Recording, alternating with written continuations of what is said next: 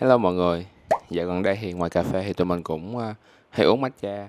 Do là từ cái tập làm home cà phê và tụi mình pha matcha tự pha và uống, thử nhiều cái loại matcha khác nhau với nhiều cách kết hợp khác nhau thì tụi mình thấy là uống matcha cũng khá là ok. Nên là tập này thì tụi mình quyết định là sẽ làm một tập gọi là matcha vlog. Thì cũng trong tập hôm cà phê đó tụi mình có học cách sử dụng cha sen, cha wan với lại học cách đánh matcha. Thì chỉ nhiên là không có chuyên nghiệp như mấy bạn barista ở ngoài tiệm, nhưng mà để uống ở nhà thì cũng ok. Cho nên là sáng hôm nay cũng cuối tuần có thời gian, cho nên là tụi mình sẽ đánh matcha uống ở nhà.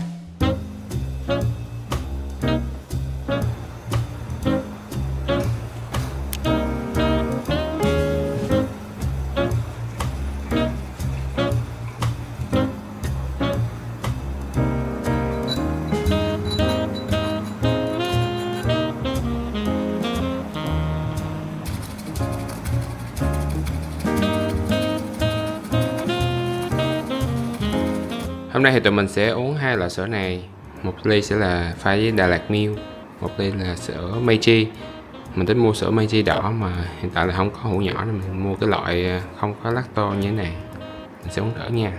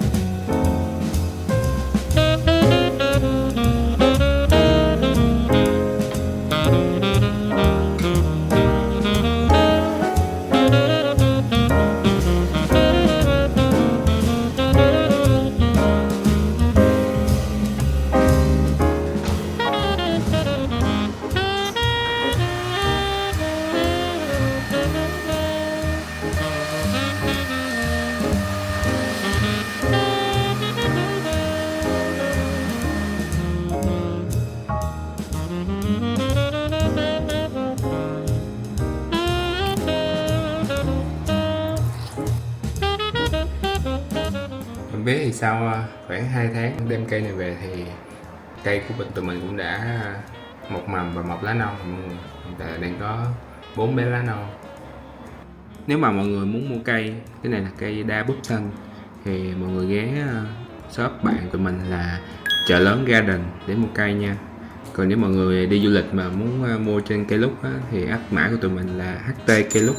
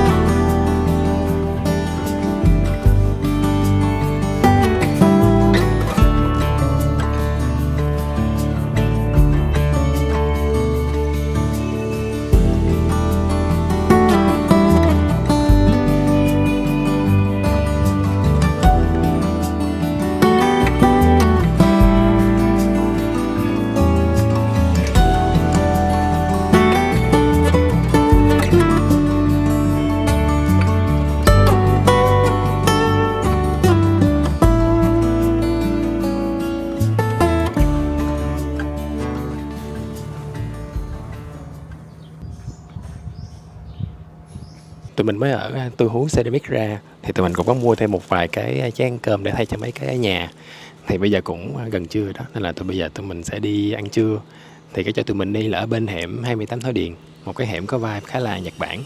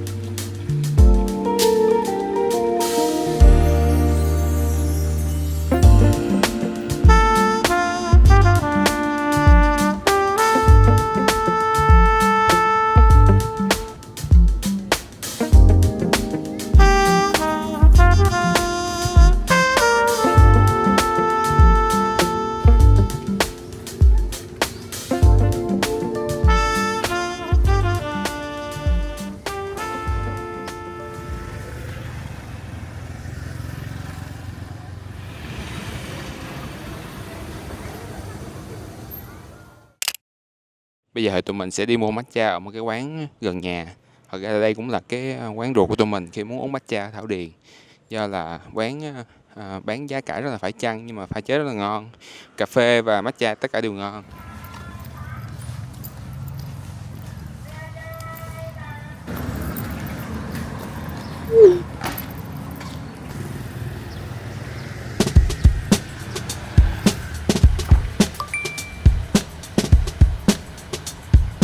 Lấy một cái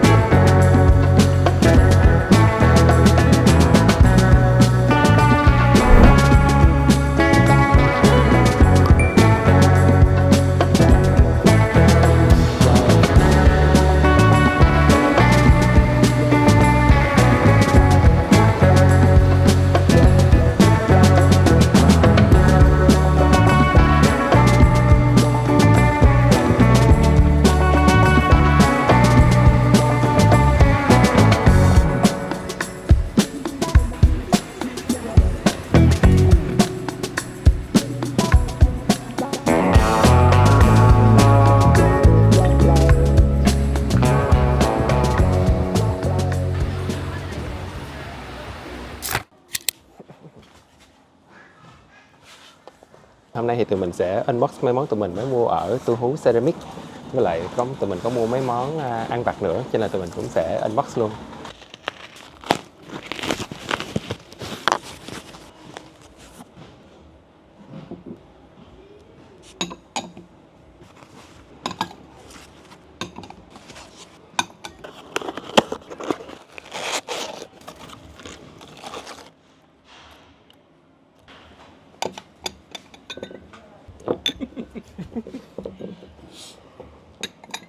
Đây là 5 cái chén tụi mình đã mua ở Tu Hú Ceramic, 5 màu luôn mọi người. Với lại tụi mình cũng có mua cái ly nữa cũng khá là xinh. Lúc đầu thì tụi mình tính mua 4 màu bên đây thôi. Xong rồi do là bạn nhân viên nói là mua trên 500 thì sẽ được giảm 50.000, cho nên là mình mua thêm một cái màu nâu nữa. Phải nói là Tu Hú Ceramic là một trong những cái cửa hàng mà kiểu không biết sao mình không có diễn tả sao mà khi vừa bước vào là muốn mua hàng liền á. Kiểu cái phong cách kiến trúc của cửa hàng nó rất là gần gũi mộc mạc, với lại những cái đồ gốm của cửa hàng á, cái mẫu mã chất liệu cũng rất là chất lượng, rất là đẹp. Rồi mấy bạn nhân viên cũng thân thiện nữa, cho nên là ví dụ mà mấy bạn có muốn mua đồ gốm á, thì mình rất là recommend tiệm này.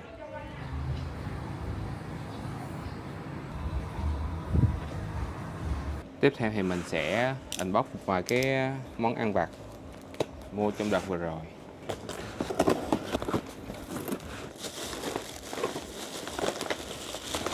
Thật ra là vừa rồi trong team mình có đứa nó đi Đà Lạt xong nó mua cái món này ăn khá là cuốn, cho nên là mình ăn xong thì mình cũng đặt thêm trên Shopee để Hùng ở nhà ăn vặt. Thì cái món này có tên là khoai môn sấy mỡ hành. Nhìn vậy thôi chứ ăn rất là ngon nha mọi người, rất là cuốn. Mà một khi mình đã đặt thì mình sẽ đặt rất nhiều. Thì mình đây thêm một bịch khoai môn nữa. Và sau đó là lại là khoai môn, nhưng mà cái này là cái gì ta? Cái gì? Phô mai. Rồi có mít sấy, rau củ, dâu sấy, đậu Hà Lan, da heo, mắm hành. Thật ra nó cũng không có mắc lắm, mỗi bịch nó có khoảng 20-30 à, cho nên là mình mua khá là nhiều để dành ăn dần.